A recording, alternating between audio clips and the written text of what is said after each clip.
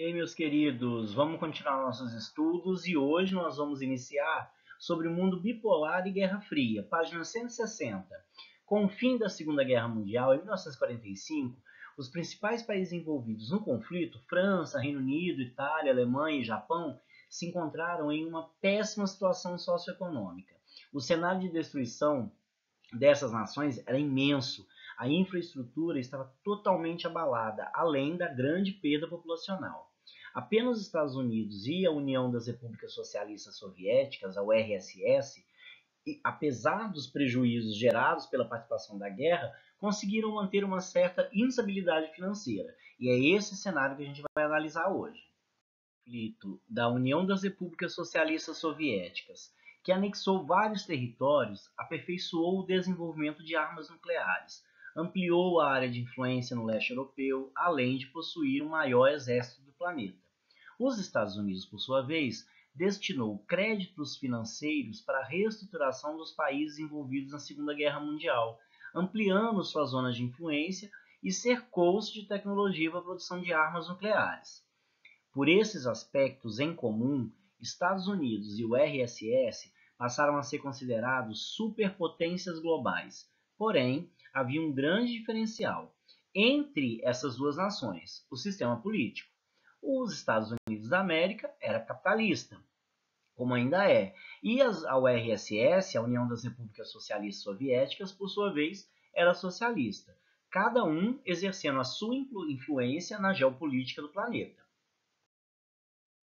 No caso dos Estados Unidos, foi através do financiamento e de outras medidas políticas, até mesmo fornecimento de armas. Passaram a exercer uma influência muito grande em países que optaram pelo sistema capitalista. Já o RSS utilizou-se dos mesmos critérios para expandir as suas áreas de influência. Estabeleceu-se uma geopolítica bipolar, interferindo diretamente na política de vários países. Conflitos armados foram impulsionados por essa rivalidade entre as duas superpotências. Entre elas, a gente vai ver um pouco a seguir sobre a Guerra da Coreia, a Guerra do Vietnã, a Revolução Russa, dentre outros conflitos no Oriente Médio, conflitos separatistas no continente africano, além do apoio a golpes militares, como, por exemplo, aqui na ditadura militar brasileira, que foi financiada e patrocinada pelos Estados Unidos. Com o golpe, também teve um golpe do presidente do Chile, que era o Salvador Allende, e o apoio a políticas ditatoriais em várias nações aqui do continente americano e do continente europeu. Na década de 1980, porém, a URSS passou por uma grave crise econômica, sendo consequência da própria política que era adotada, o socialismo. A falta de criatividade e agilidade para modificar o sistema político e a estagnação do setor industrial, queda da produtividade de bens de consumo, como alimentos, roupas, entre outros, além dos altos gastos que eles tinham com o armamento, com a indústria bélica, levou a uma defasagem em relação aos avanços tecnológicos pelos países que eram capitalistas e estavam se desenvolvendo. O agravamento dessa crise do sistema socialista aconteceu no processo do enfraquecimento da URSS, que culminou em 1991, quando desintegrou e acabou a URSS. Esse fato ele se estabeleceu como o fim da Guerra Fria e, consequentemente, o fim da ordem mundial bipolar. Agora a gente vai começar a analisar o que foi esse período de Guerra Fria.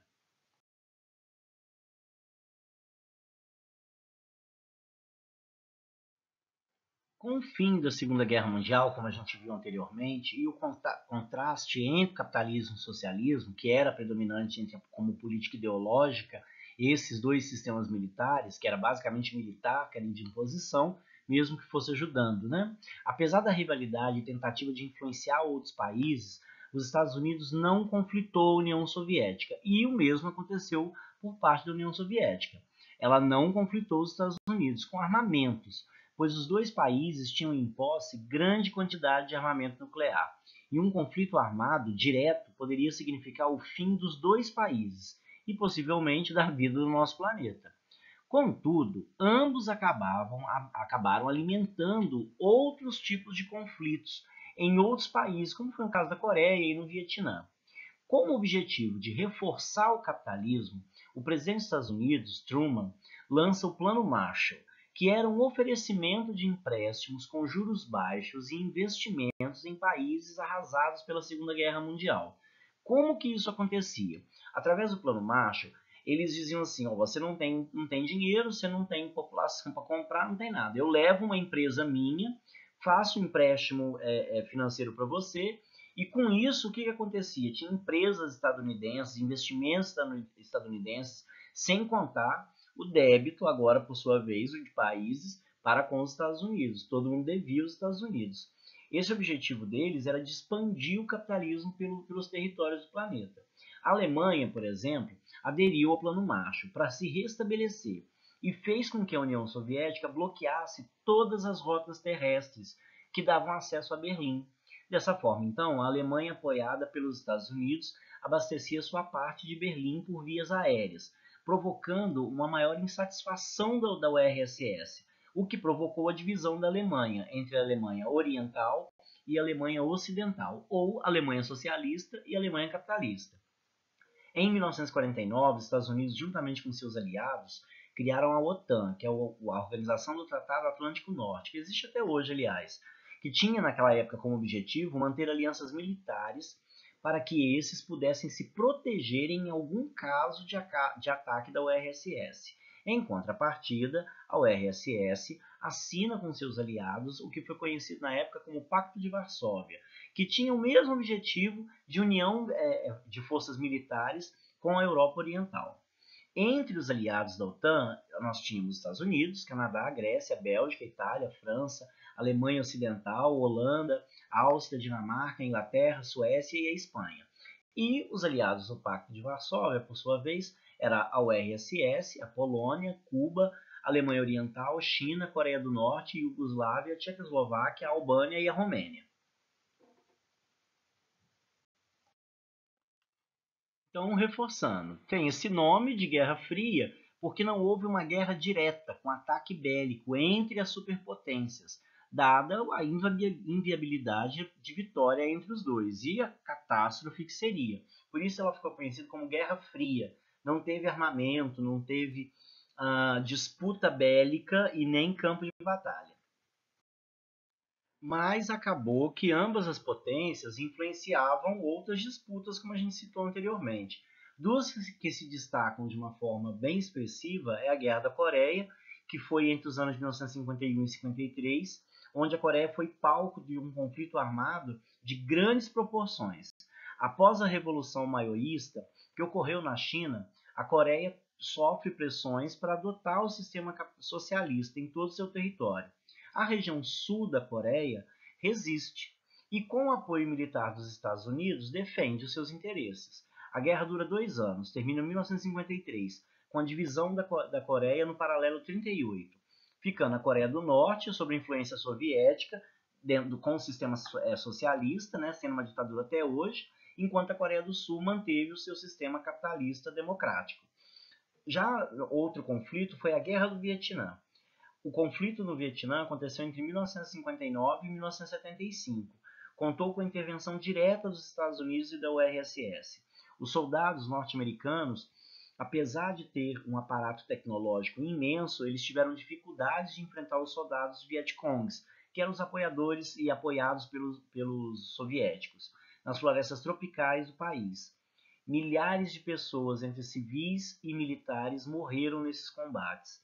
Os Estados Unidos saíram derrotados. Eles não gostam muito de lembrar isso não, e por isso que tem tanto filme mostrando heróis do Vietnã, da Guerra do Vietnã, mas nunca fala sobre a guerra, porque na verdade eles perderam, né? E o Vietnã naquele período passou a ser socialista.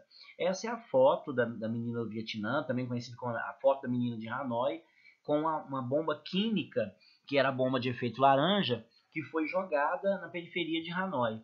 Tudo que a bomba tocava, ela queimava. Essa menina tá nua assim, que a roupa dela toda queimou. Hoje é uma mulher, né? Inclusive teve uma filha depois de tratamentos sérios para conseguir engravidar. Ela é cheia de cicatrizes e é uma pessoa muito feliz por ter sobrevivido. E essa foto ficou muito emblemática na época da Guerra do Vietnã. E nós temos o fim da Guerra Fria. A falta de democracia, o atraso econômico e a crise nas repúblicas soviéticas acabaram por acelerar a crise do socialismo no final da década de 80.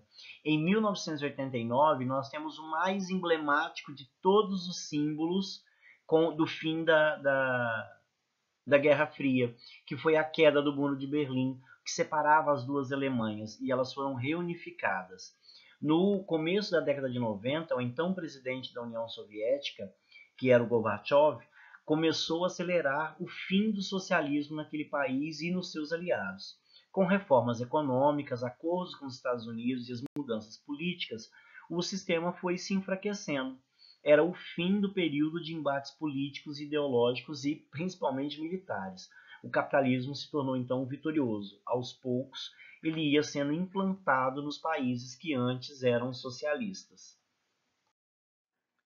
Meus amores, vamos fazendo as atividades. Módulo 67, o mundo bipolar, parte 1, a Guerra Fria. Está na página 177, o exercício número 1 e número 2. Eu quero os textos comentados. A ação de múltipla escolha, eu quero que você justifique porque aquela resposta você julga ser correta. Ah, e se atentem ao prazo de entrega, gente, no dia 19 até meio-dia e 20. No mais, é isso. Um beijo para vocês, fiquem bem, se cuidem, tá todo mundo percebendo tudo que está acontecendo. Nós estamos começando um período que é extremamente complicado. Nós estamos começando a subir o que os especialistas chamam de curva do Covid, né? O ápice da curva do Covid. Então, o que acontece? A gente está vendo os grandes centros, já passamos de 11 mil mortos, e são os grandes centros que foram afetados. Agora vai ser as cidades de pequeno porte, médio e pequeno porte. Olha só, Carangola, né? Em menos de uma semana, a gente teve o acréscimo de 10 casos confirmados. Então, se cuidem, se previnam, evitem sair, usem máscara se tiver que sair, se higienizem com álcool em gel. Se cuidem, viu? Beijo no coração de todo mundo. Amo mais que Milton Santos.